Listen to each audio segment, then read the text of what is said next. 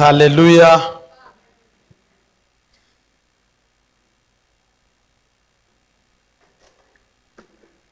Nongeye kubakira mwese muri literaniro ngo mwegere kandi Imana ibaha umugisha. I welcome you once again in this service. May God bless you. Amen. Amen. Hari abamaze igihe tudaterana. There are those whom it has been long since we've been Yesu together. abaha umugisha ko mwaje. May God bless you for coming. Icyumweru ni kirekire, hari abo duherukana ku cyumweru. A week is long. There are some we've been together on the last Ariko Sunday. namwe Imana ibaha umugisha kuba yarabarinze. But as well, may God bless you. Amen. Dufate za Bibiliya, turambure za Bibiliya zacu. Let's open our Bibles kugira ngo twese dusangire ijambo ry'Imana. so that we can all share the word of God. Ndakwiringiye Yesu, nizeye ijambo ryawe,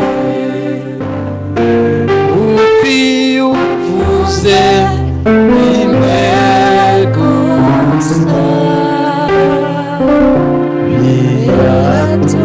biratungana. Turi mu gitabo cy'Abaefeso. We're in the book of Ephesians, aho nubundi twari turi ku cyumweru. the same book we were talking about on the last Sunday. Ndagira ngo mumfashe nk'abanyeshuri beza. Let me request that you help me, good students. Byibura ibintu bitatu dushobora kwibukiranyaho twaganiriye ku cyumweru, At least 3 things that we might be remembering that we shared on the last Sunday, kugira ngo tujye gukomeza n'ubundi kuri ya mirongo ikurikiraho. so that we can continue on the next verses. Ni Abaefeso 6:10. It's Ephesians chapter 6 verse 10. Reka numva abantu batatu mwashobora kumbwira ikintu kimwe wibuka twaganiriye ku cyumweru. Let me see 3 people who might be remembering something we talked about last Sunday. Ayindi mikoro. Ya mikoro yindi mwashize he? Okay.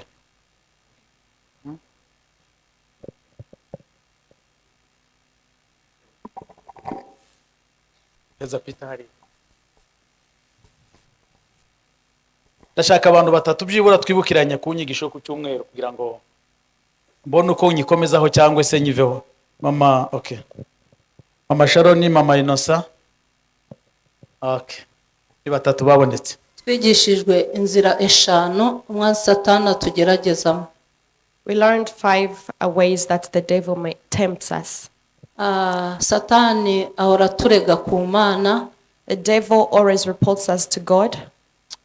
Satani ahora arega abizera ku bizera. The devil always reports believers to believers. Satani ahora arega Imana ku bantu. The devil always reports God to people. Ndumva Namukomera amashi. Avuze eshatu muri eshanu. He said 3 among 5.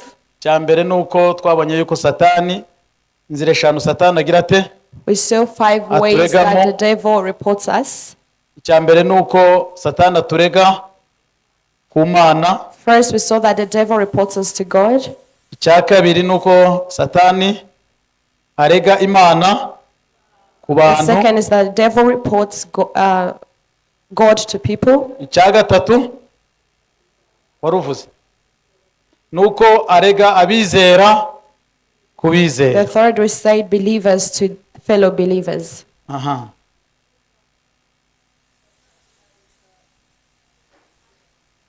abizera mu miryango. Satani arega abizera ku miryango. The devil reports believers to families. Akaturega mu mitima yacu. Cyagatanu Satani akaturega mu The mitima. fifth, he reports us yacu. in our hearts. Imana ibaha umugisha. Reka mbasabe May God kugira ngo bless you. twikomera amashyi cyane. Let us clap hands for ourselves. Urazi ibyo ngibyo biba binkomeje nanjye, That also encourages me.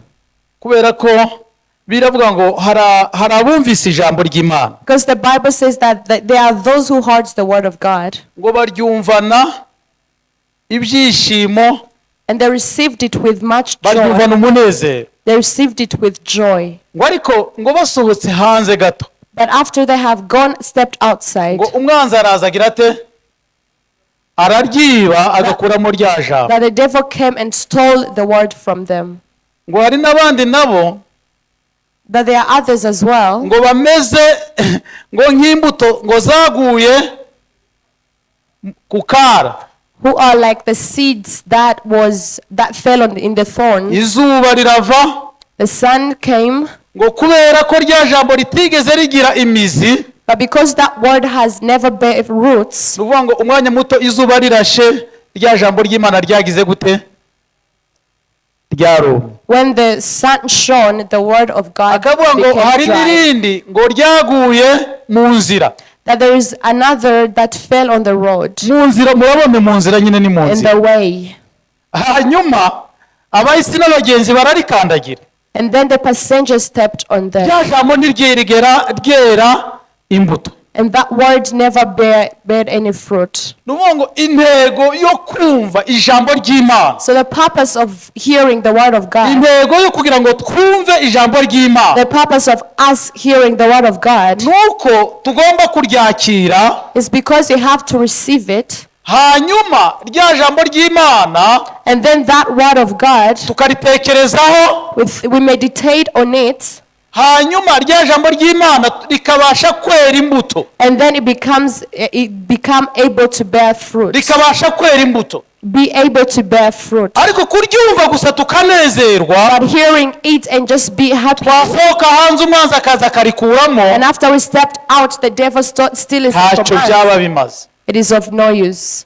ariko muri kimwe bimpaye icyizere But this has encouraged me. ni uko za ngingo muzikurikiranye kandi mukizibuka What encourages me is that you have followed everything and you kuko remember. muri bimwe bibasha guhindura umuntu nuko yibuka Because one of the things that changes a person is to iyo remember. umuntu atibuka If a person does not remember, ntabasha kumenya aho avuye he does not know where he is coming from. ntabasha kumenya aho ari He's not able to know where he is. ntabasha kumenya n'aho agana And he's not able to know where he is ariko iyo going. umuntu yibuka But if a person remembers, urwo ni urugendo rubasha gufasha umuntu ni intambwe ifasha umuntu mu gukura k'ubuzima bw'umukristo those are steps that helps a Christian to grow.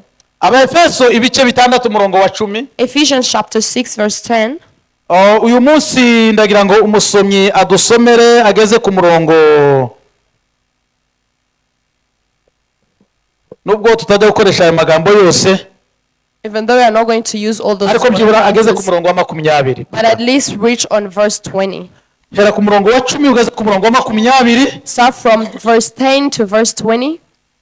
reka dusome mu izina rya Yesu ibisigaye mukomerere mu tonde navuga ngo dusome mu izina rya Yesu tuvuge ngo bibe bityo ngaho reka dusome mu izina rya Yesu Imana y'umugisha ibisigaye mukomerere mu mwami no mu mbaraga z'ubushobozi bwe bwinshi mwambara intwaro zose z'Imana kugira ngo mubashe guhagarara mudatsinzwe n'uburiganya bwa Satani kuko tudakirana n'abafite amaraso n'umubiri ahubwo dukirana n'abatware n'abafite ubushobozi n'abategeka iyi si y'umwijima n'imyuka mibi y'ahantu ho mu ijuru nuko rero mutware intwaro zose z'Imana kugira ngo mubashe gukomera ku munsi mubi kandi murangije byose mubashe guhagarara mudatsinzwe muhagarare mushikamye mukenyeye ukuri mwambaye gukiranuka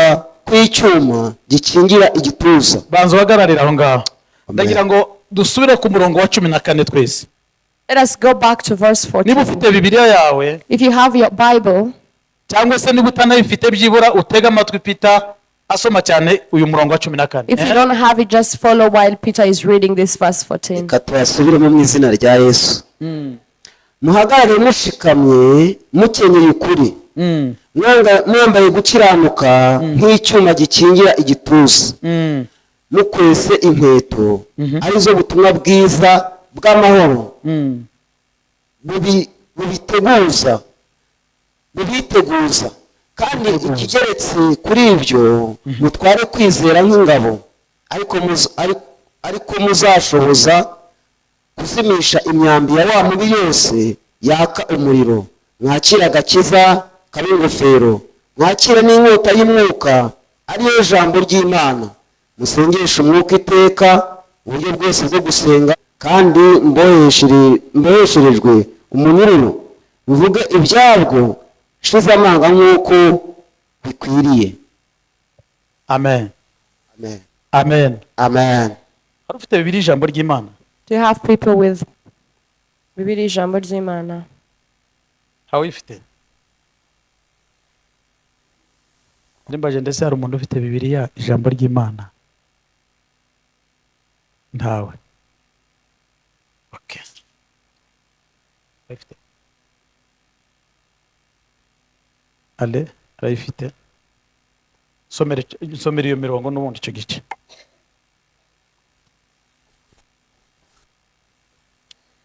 Hasigaye ake amaboko kuri Nyagasani, Hasigaye mushaka amaboko kuri Nyagasani, ububasha bwe bukomeye. Mubasha bwe bukomeye. Mwitwaze intwaro z'Imana kugira ngo mubashe guhagarara kigabo.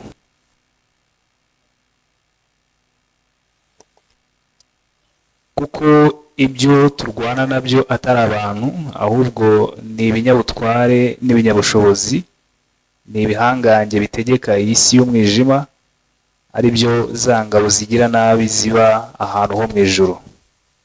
Nicyo gituma mukwiye gufata intwaro zose z'Imana, bityo igihe cy'iminsi mibi muzabashe guhangana na wa mwanzi, maze byose birangiye mube muhagaze mudatsinzwe. Nuko rero nimuhagarare kigabo, mukenyeye ukuri, mwambaye n'ikoti ry'icyuma rikingira igituza ari ryo butungane, naho ku birenge mube mwambaye inkweto arizo mwete wo gutangaza ubutumwa bwiza bw'amahoro, ariyo jambo ry'Imana. Byose mubikore musenga ku buryo bwose mwinginga Imana, ibihe byose muyambaze muvugishwa na mwuka, mugumye kuba maso. Naza nshaka ngo muvugishwa, hari yavuze ngo musengeshe umwuka, hari ngo muvugishwa n'umwuka. Komereza n'ubushake wanarekera aho ngaho. Amen. Amen. Reka mbasabe kugira ngo Bibiliya zanyu nimushake mwe muzifashe, hanyuma kugira ngo tuganire ijambo ry'Imana. Ushobora gufata note yawe ukiyandikira ntacyo bitwaye. You can take up your notebooks and be writing. Nababwiye ko iki gitabo cy'Abaefeso, I've told you that this book of Ephesians, ni igitabo cyanditswe na Paulo. it's a book written by Paul. Kandi Paulo yacyanditse ari mu nzu y'imbohe. And Paul wrote it when he was in prison. Ephesus wari umurwa ukomeye cyane. Was a very strong city. Wari umurwa w'ubucuruzi. Was a city of trade. Wari umurwa cyangwa se umujyi wari wuzuyemo ibigirwamana byinshi. Was a city filled with a lot of idols. Paul ajyana y'ubutumwa bwiza. Paul went there and took there the gospel. Paul yavagayo yava muri Efeso. When Paul could go out of Ephesus, agasanga batangiye kuramya bya bigirwamana. While he's back, he could find that the people have already started worshiping the idols. Remember that we have talked about this in the book of Acts. Do you remember the idols? Those idols was living in Ephesus.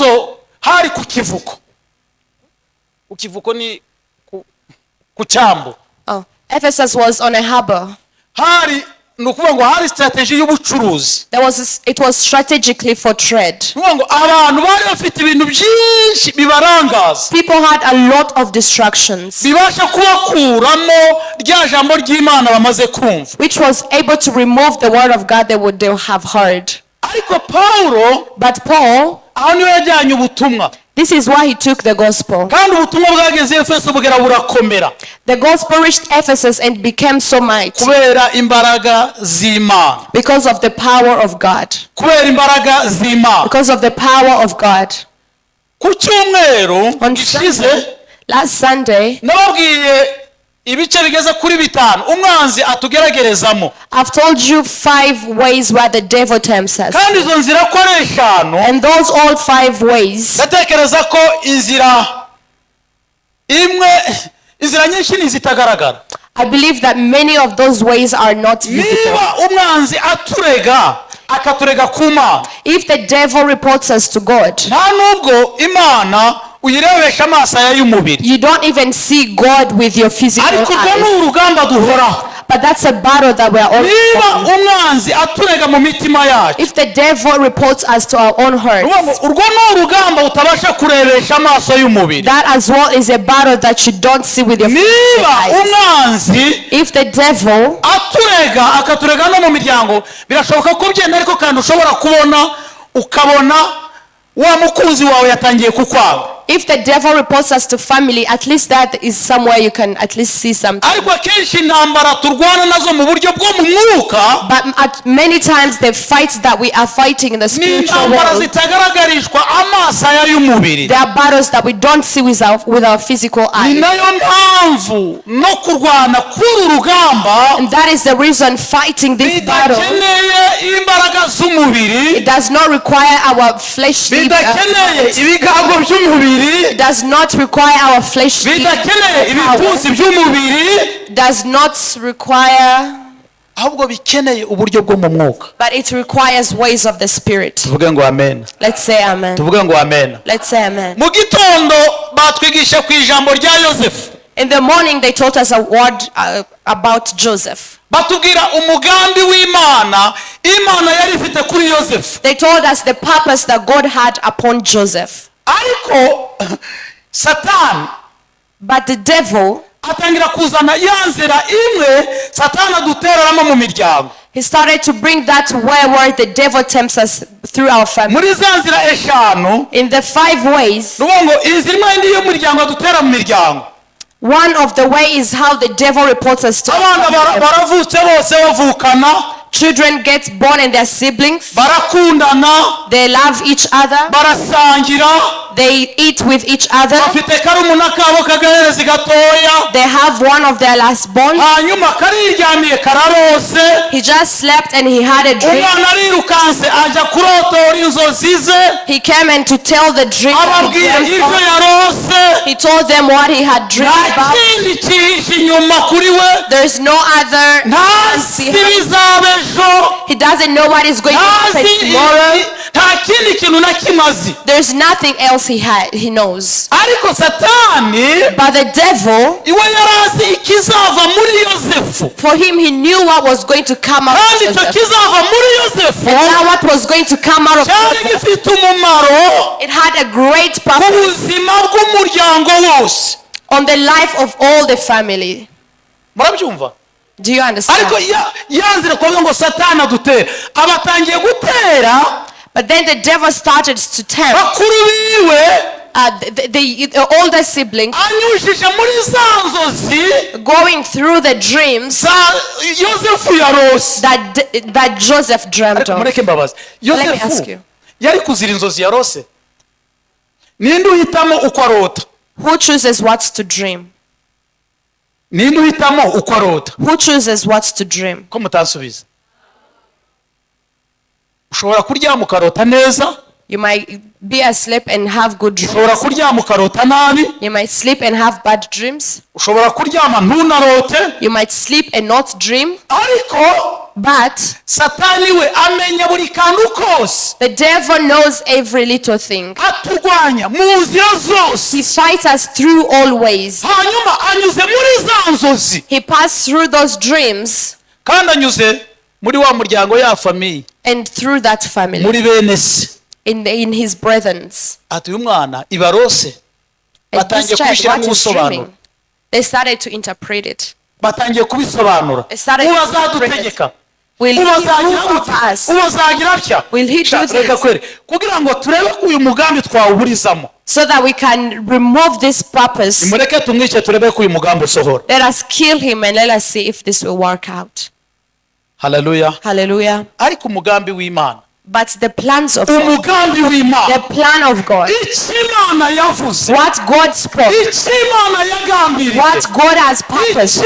biravuga ngo nawe imisozi yakurwa. Bible says that even if the mountains move, icyoroshye ni uko umusozi wakurwaho kuruta icyo Imana yavuze ko cyagira it gute. is easy for the mountain to move than what God has spoken about. ijambo ry'Imana bavuga ngo ndi inyuma y'ijambo navuze, The Bible says that I'm behind the word. ndi inyuma y'icyo navuze, I am behind ngo whatever, kugira ngo ngisohoze. so that I bring it to ntabwo fulfillment. Imana igisohoza kubera ko twayishyizeho pressure. God does not fulfill it because of ntabwo pressure. Imana igisohoza kubera ko twayinginze. God does not fulfill it because we have Oya. put pressure on him. Imana igisohoza kubera ko ari Imana, He does it because he is God, kugira ngo irinde ijambo ryayo. so that he protects his word. Imana ni nyakuri, God is a God of truth. Imana ni nyakuri, He's a God of truth. Imana ni yera, He's a holy God. Imana ni yera, He's a holy God. ijambo ryayo ni iryera. His word is holy. icyo yavuze, What he spoke, icyo yagambiriye, he has purpose. Imana izagisohoza God will put it kubera ko ari Imana. because he is God. Haleluya, Hallelujah. haleluya, Hallelujah. haleluya. Hallelujah. Yosefu Joseph, yaje kwisanga ari mu nzu y'imbohe. he found himself in prison. aho umuntu yatekereza ko umugambi wari urangiye. A person could think Siko that bimeze. the plan was over. Nuvuga ngo ibyo bene se bari bagambiriye What his brothers have, biragaragara yuko byari bisa naho bisohoye, it seemed like it was coming to pass. ariko ku Mana, But to God, ariko ku Mana but to God, nibwo byari bitangiye. that's when it had started. Ku Mana, To God, ku bantu to people, birasohoye, it have passed. ku Mana biratangiye. To God, it has started. Haleluya, Hallelujah. haleluya. Hallelujah. Reka mbabwire za nzira eshanu The 5 ways umwanzi agerageza guteramo abana b'Imana, the devil tries to tempt the ibyo children of cyose ni God. ukugira ngo aburizemo umugambi w'Imana, All of that is for him to aburizemo erase the icyo past, Imana yakuvuzeho, to remove what God has aburizemo spoken about you, isezerano ry'Imana Imana ifite ku buzima bwawe. to remove the promise that God has put on your Ariko reka life. nkubwirishe ukuri, But let me tell ntacyabuza you, umugambi w'Imana, nothing can stop the purpose of God. ntacyabuza umugambi w'Imana. Nothing can stop the purpose of ijambo God. ry'Imana ngo Daniyeli umunsi umwe The word of God says that baramufata bamujugunya mu rwobo, they took him and they threw him in. baramufata bamujugunya mu ntare, They threw him in lions. ariko ngo agezeyo But when he reached, araryama he arasinzira. slept. Intare zari zasamye zibonye The lions were open. icyo zigomba kurya umuhigo, They saw food to eat. ariko Imana iravuga ngo kubera icyo nagambiriye But Daniyeli, God said, kubera icyo nagambiriye Daniyeli, because of what I purposed, kubera icyo navuze Daniyeli we, because of what I spoke on Daniyeli you, ufurwa we, beloved icyo Daniel, nagambiriye, what I've purposed for you, haleluya, hallelujah, ndagisohoza. I will fulfill it.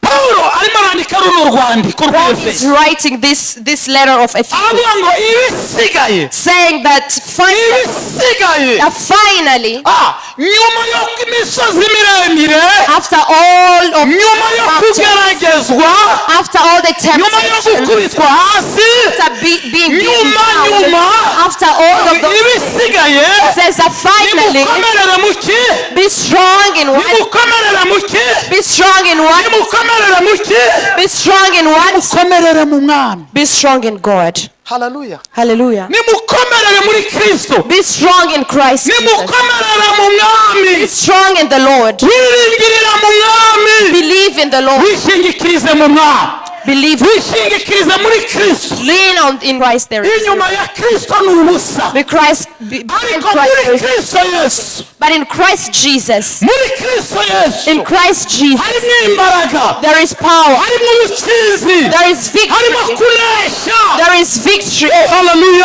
Hallelujah. Hari umubyeyi we bavuze ati nubwo uwa mbere yagiye, The parent says that even if the first Satani agatangira akagerageza n'uwundi, and the devil tried to agatangira akagerageza n'uwa kabiri, wage a war on the reka second, mubwire ngo mu Mwami Let me tell you muri that kristo yesu in Christ Jesus harimo imbaraga. there is power. Hallelujah. Hallelujah. Reka njye ku murongo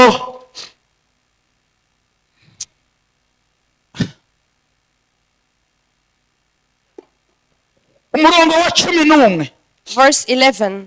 aba ngo mwambare intwaro zose z'Imana Put on the whole armor no of God, kugira ngo mubashe guhagarara mudatsinzwe n'uburiganya, that you may be able to stand against the schemes of the devil.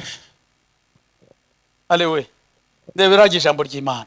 Muhagarare mwambare intwaro zose z'iki. Put on the whole armor of God. mwambare intwaro zose Put on the whole armor z'Imana of ngo God, kugira ngo mubashe guhagarara that you may be mudatsinzwe able n'uburiganya to stand against the Gasata. schemes of the devil. havuze gute? mwitwaze intwaro z'Imana kugira ngo mubashe guhagarara kigabo mudatsinzwe n'uburiganya bwa Satani. mubashe guhagarara kigabo. mutwara intwaro, Carry the whole armor of God. twara intwaro zose z'Imana Carry the whole armor of God, kugira ngo mutabasha gutsindwa. so that you may not be defeated Reka ngaruke kuri ijambo uburiganya. by the schemes, kuriganya k'umwanzi Satani. the schemes of the devil. Ariko kuriganya Scheming, hari ibyo wateguriwe, there is what is prepared for you. hari ibyo ufiteho uburenganzira, There is what you have right upon. hari ibyo ufiteho umurage, There are things that you have inheritance of. hari ibyari bigukwiriye, There is things that was worth for you, ariko hakaza ikintu gishaka kubiriganya. but then something comes that is trying to take it away. Murabyumva? Sinzi niba murimo mubyumva. Do you understand that? Nuvuga ngo hari umugisha wawe, There is your blessing, hari amahirwe yawe, there is your lack, ariko hari igishaka kukuriganya, but there is something that is hari trying to igishaka kwambura something that is trying to wa mugisha wawe, take away your blessing, wa murage wawe, your inheritance, bwa butunzi bwawe. your riches. Hallelujah. Hallelujah. Ndimo ntekereza muri Edeni. I've been thinking about Eden.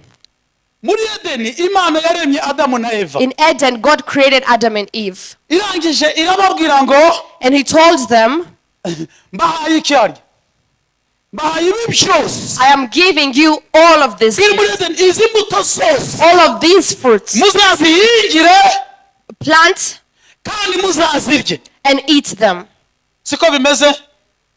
Arangije ngo umwanzi And then the devil, nango aca inyuma he passed behind. amenya umurage Imana yabahaye. He figured the inheritance that God gave to them. Kuko irababwira ngo no gupfa Because he told them ntimuzigera mupfa, that to die, you will never die. ntimuzapfa nta rupfu. You will not die, there is no death.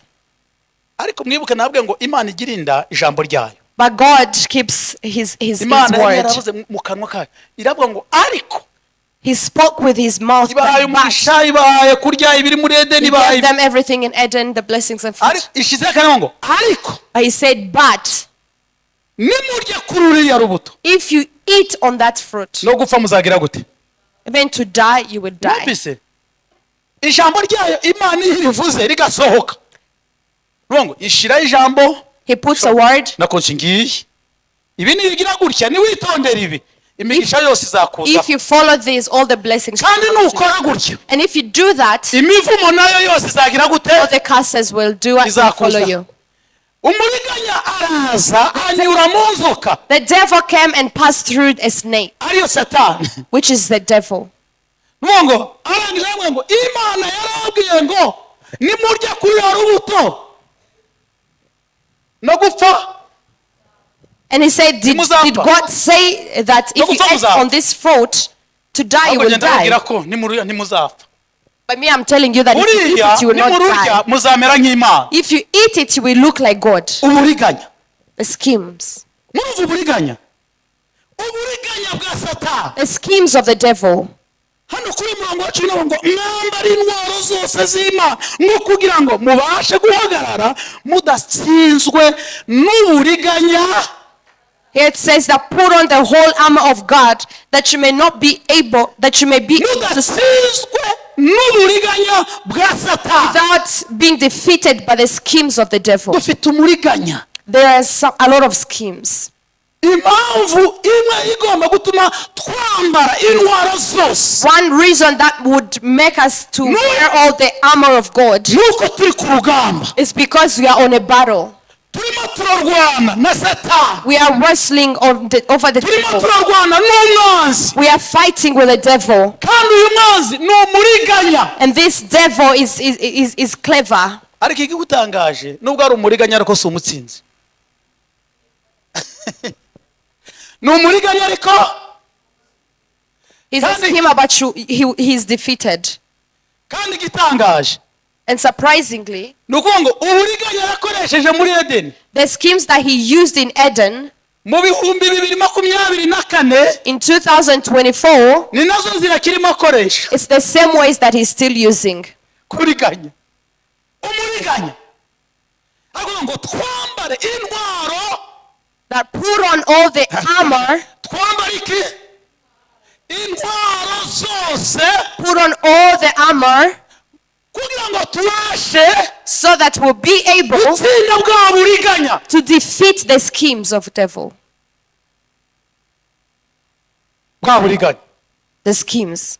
buriganya bwa satani. The schemes of the devil. Mu buriganya bwa satani And the schemes of the devil, akoresha amagambo asa n'ay'Imana, he uses words that in somehow resembles of God. akoresha amagambo asa n'aho ari ukuri. He uses words that somehow looks like the truth. Ashobora gukoresha amagambo 9 y'ukuri He might use 9 true words, hanyuma agashiramo rimwe ry'icumi.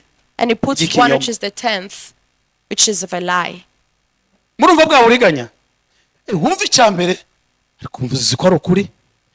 Ubwo You icya feel kabiri it at ukumva first and you feel like it's the ko ari truth. ukuri.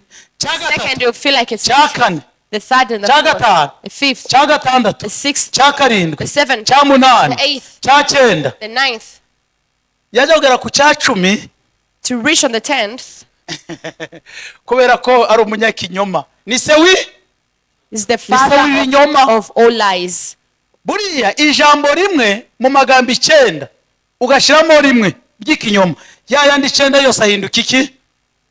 If you put one words in which is lie, in other many words which are truth, all words become Ubwo nibwo lies. bwa buriganya. Those are the schemes. Uburiganya bwa The satani schemes of the devil. akoresha amagambo asa n'aho ari meza, He uses words that looks like the akarimi gashobora gusa n'aho ari keza, tongue which looks like it's good. hanyuma kagakurura abantu, And then it attracts people. ariko nyuma kubera ko ari se w'iki, But later, because he's a ari father se of, w'ibinyoma, because he's a father of lies, agashiramo cya kinyoma kimwe. he puts one lie. Yakureye amagambo 9 akuruye umuntu, All the 9 words have yamara attracted kugeza hari people. agashiramo rya jambo rye ryose ribasha kuvuguruza At the end, Ya it's yandi one word that byose byavuzwe. contradicts to everything that was spoken. Niyo mpamvu yavuze ngo mwambare intwaro zose z'Imana, That's why he said, put on all the whole armor of God, ngo kugira ngo mubashe guhagarara mudatsinzwe n'uburiganya bwa satani, that you may be able to stand without being defeated by the schemes of the devil. tutabasha gutsindwa n'uburiganya. So that we do not be defeated by the schemes. Umuragi satani azi ko Bibiliya iyo usomye ari mu Efeso If you read in Ephesians ku gice cya mbere ari ku murongo wa 3, chapter 1 verse 3, imigisha yose tubonera muri Kristo it Yesu. shows us all the blessings that we have in Christ. Ariko mwari mwayisoma? Have you read it? Have you Ndebera read Efeso that? igice cya mbere murongo wa 3. Ephesians chapter 1 verse 3. Igice cya mbere murongo wa 3, urebe imigisha satani ashaka kuturiganya. See the blessings that the devil wants to take away from us. Abefeso igice cya mbere ku murongo wa 3. Imana y'umwami wacu Yesu Kristo ariyo na se ishimwe, kuko yaduhereye muri Kristo imigisha yose y'umwuka. Yaduhereye muri Kristo. He gave us through Jesus. Yaduhereye muri nde? Muri Kristo Yesu. Ngo imigisha yose. turi kumwe, abo turi kumwe tuzamura ibiganza byacu. If you are together, raise your hands. Yaduhereye muri Kristo imigisha yose. He blessed us through Christ. Yaduhereye muri Kristo imigisha yose y'umwuka yo mu ijuru. Nk'uko yadutoranije muri we Icyo ni icyambere. isi itararemwa. Nuvuga ngo umugisha wa mbere, The first blessing, araba ngo twatoranirijwe muri nde? we have been chosen through Christ. Yadutoranirije muri Kristo. He have chosen us through Christ. Ariko utekereze ko atari nge, atari wowe wamuhisemo. It is not you and me who chose him. Nukuri uwo ni umugisha udasanzwe. That is a great blessing. Yadutoranirije muri Kristo. It says that he have chosen us in Christ. Gutoranywa Being chosen ni ukurobanurwa, is being chosen, ni ugukurwa muri byinshi being removed from many ugakuramo kimwe, and removing one, ukakirobanura kubera impamvu. removing it because of a reason. Biravuga ngo yadutoranirije muri Kristo It says that he had chosen us isi through Christ. itararemwa. Before the word was created, Yadutoraniriza muri we. he chose us in Ninde Christ. wagize uruhare rwo kumuhitamo?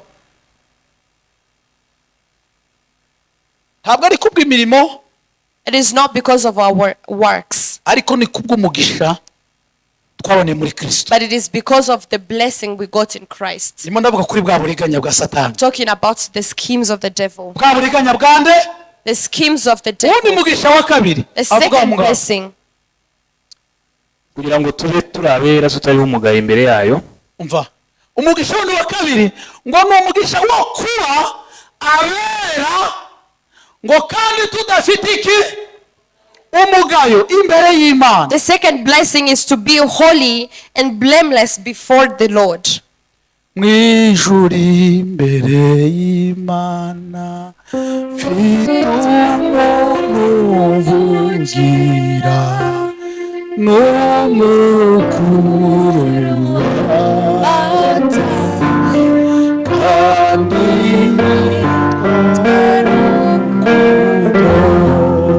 mpamya y'uko izina riri ku mutima ubwamvukira bamunyi.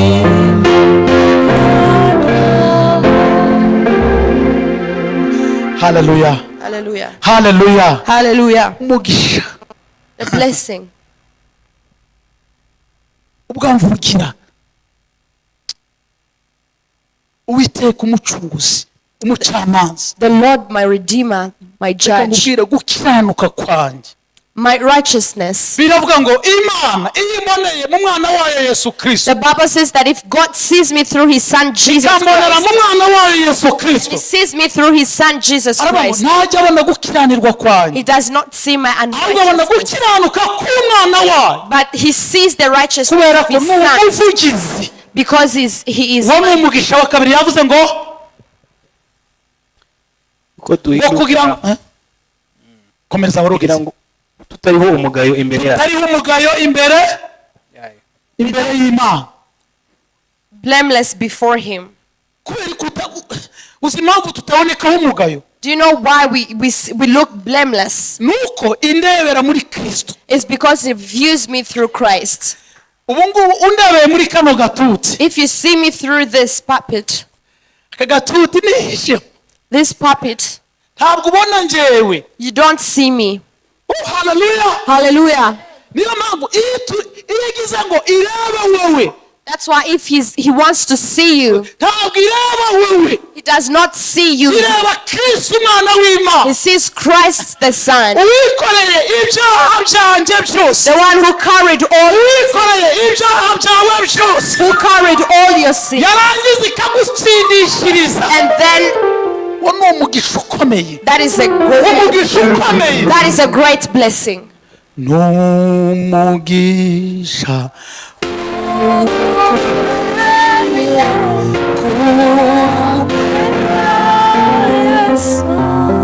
n'umugisha n'umugisha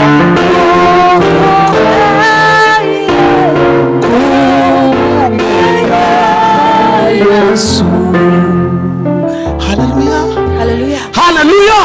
Hallelujah. umugisha ukomeye. It's a great blessing. Bwa buriganya bwande, Schemes of the devil. bwa buriganya bwa Satani. The schemes of the devil. Irabizi neza ko wahawe umugisha. He knows that you are very blessed. Irabizi ko uri umunyamugisha. He knows that you are very blessed. Irabizi yuko gukiranirwa kwanjye kumeze nk'ubushwambagara, ariko mu maraso ya Yesu Kristo, But in the blood of Jesus, muri Yesu Kristo, in Christ Jesus, muri Kristo Yesu, in Christ Jesus, muri Kristo Yesu, in Christ Jesus, muri Kristo Yesu, in Christ Jesus, wa wundi wapfuye, the one who wa died, wundi wabambwe, the one who was wa wundi crucified, wazutse, the one who rose, wa wundi wicaye iburyo bwa se, the one seated on the wa right wundi hand of the uzagaruka Father, gutwara itorero, the one who will return to wa wundi the washinze church, Satani. the one who defeated the devil. Oh, hallelujah. Hallelujah. Hari umunsi azahagarara mu bicu, There is one day he will stand. biravuga ngo azivuga. The Bible says that he will speak upon himself. Wa mwanzi wagerageje kuriganya, The devil who tried to, wa muriganya wagerageje kuriganya, the devil who tried to kuriganya umurage wawe, scheming your inheritance, kuriganya umurage wawe. scheming your inheritance. Oh, hallelujah. Hallelujah. Mfite umuvugizi imbere yanjye, mfite umuvugizi. I have a savior. Hari umuvugizi wawe, There is a savior. hari umuvugizi wawe, There is your savior. hari umuvugizi w'abera, There is a hari savior. umuvugizi w'abamumenye, hari umuvugizi, The one who speaks on your umuvugizi, behalf. mutetezi wangu yupo hai, The one who speaks. arahari. He is there. Umuvugizi wawe arahari, The one who speaks on ahagaze your imbere behalf y'intebe is y'imanza, standing before you. ahagaze imbere y'intebe y'imanza. Standing before the throne of Satani mu gitondo yirukangana ibirego, In the morning, the devil runs with reports. yirukangana ibirego, He runs with reports, akakurega imbere y'Imana, pointing you to God. ariko Imana ikavuga ngo hari umuvugizi. But God says there is one who speaks on behalf.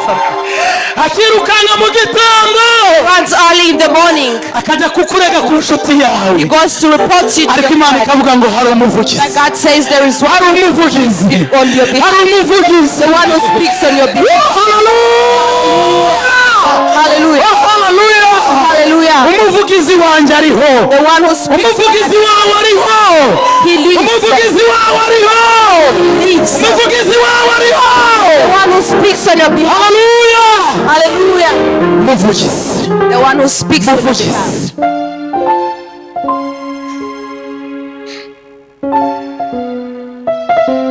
Hallelujah. Umuvugizi, Kristo umuvugizi, umuvugizi wacu. I have one who speaks on my behalf. Reka njye ku murongo, ndashaka ko dusenga. I want us to pray. Numva ashaka ko dusenga. I feel like I want us to pray. Numva ashaka ko dusenga. I want us to pray. Murongo wa 14. Verse 14. Murongo wa 14. Verse 14. Yavuze ngo muhagarare mushikamye. Stand therefore, Muhagarare mugize gute? stand firm, Mukenyeye ukuri. having fastened on the belt of truth. Mukenyeye iki? Having the belt of truth. Muhagarare mushikanye. Stand firm. muhagarare mushikamye mukenyeye ukuri mwambaye gukiranuka nk'icyuma gikingira igituza.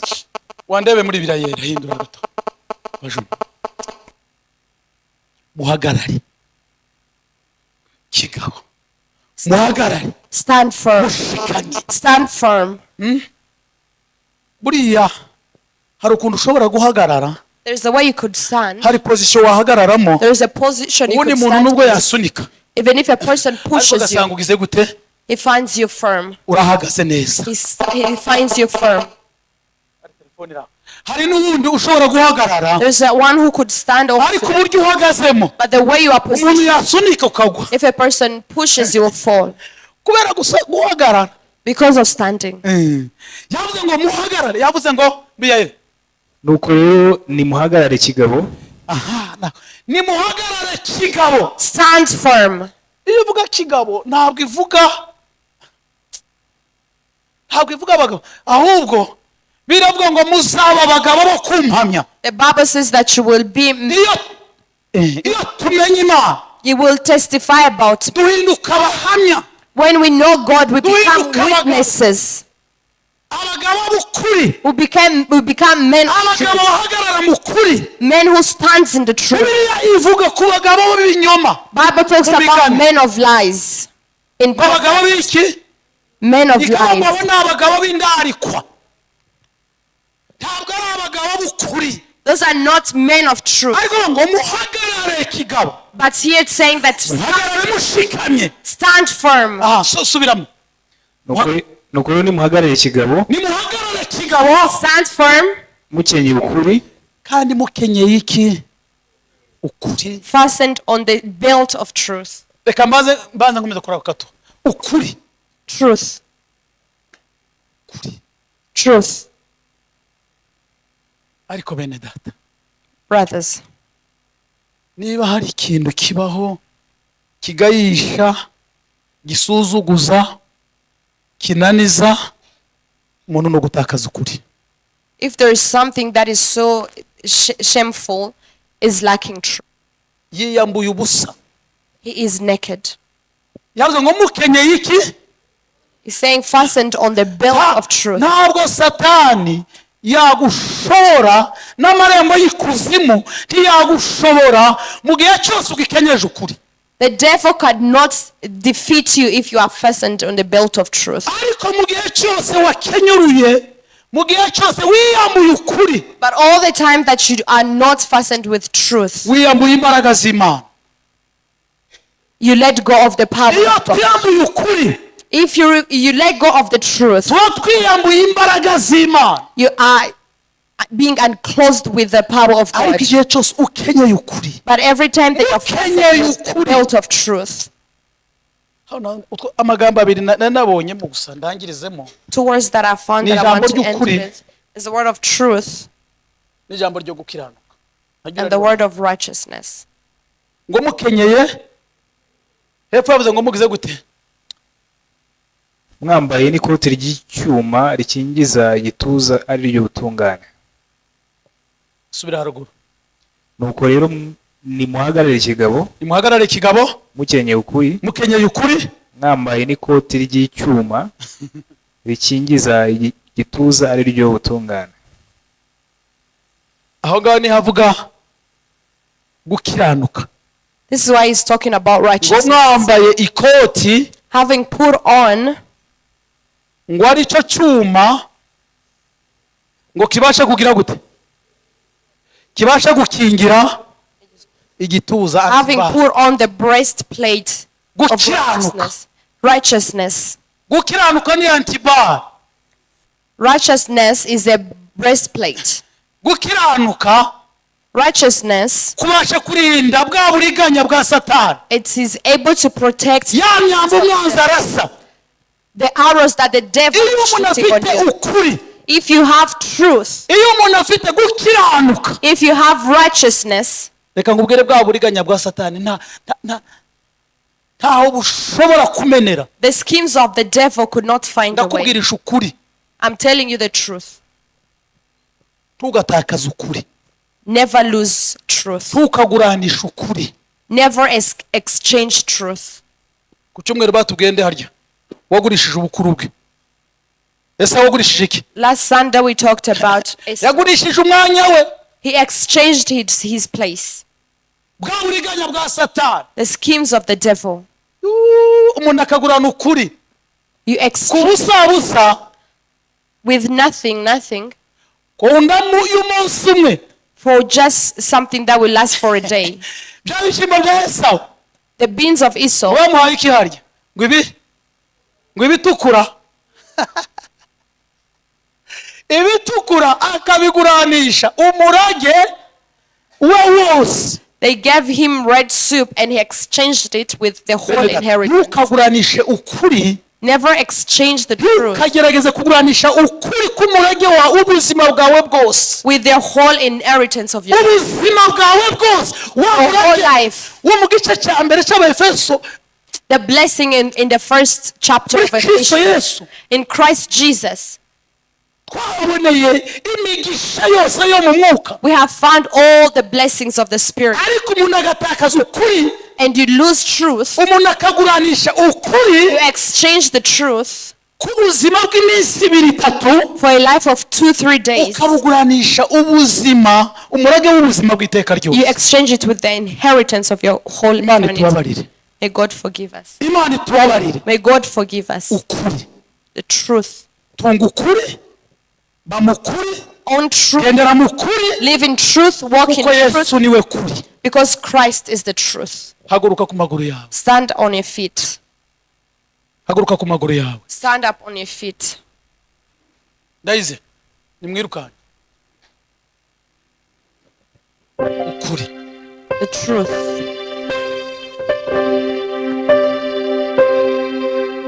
Inzira zose umwanzi yagutera, All the ways that the devil could pass through. za nzira 5 zose umwanzi yanyuramo agerageza, All the 5 ways that the devil would pass through. ikintu kimwe kizamunesha One thing that will defeat him nuko ukomeza kwa kuri. is that you are Intwaro y'ukuri, the weapon of truth. komeza intwaro y'ukuri hagati muri wowe.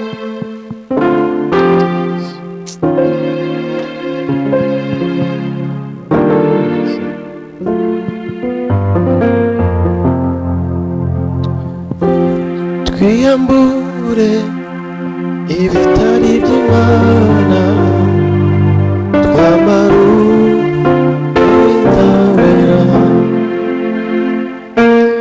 iby'Imana birangwa n'urukundo ineza n'imbabazi twiyambure ibitari by'Imana twambara umwenda wera Imana birangwa n'urukundo ineza n'imbabazi twiyambure ibitari by'Imana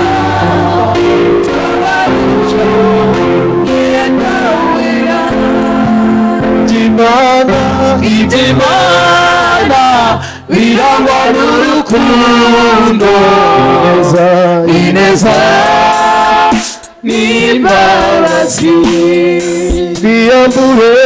twiyambure ibitari by'Imana twambara umwenda wera iby'Imana birangwa n'urukundo ineza n'imbabazi icyo gusaba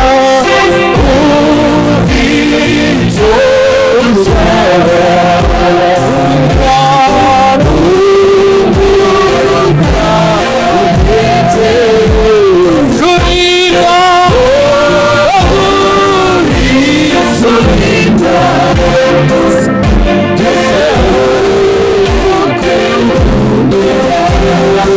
icyo gusaba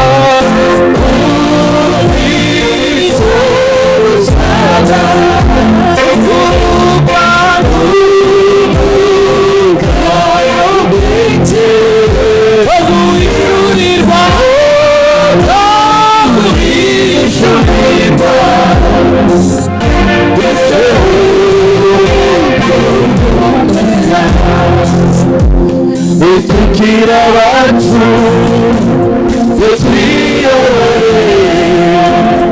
ubwo dukora itayiriye wahamagariwe mwami wanjye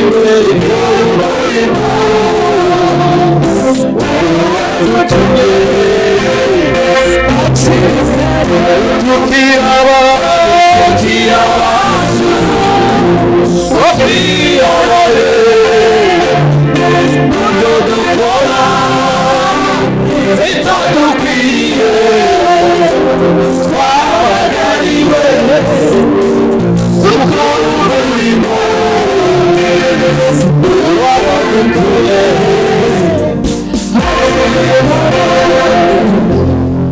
reka gusabe kugira ngo uzamure amaboko yawe imbere y'Imana. ijambo ry'Imana ryavuze ngo twiyambure ibituremereye byose. The Bible says that we remove everything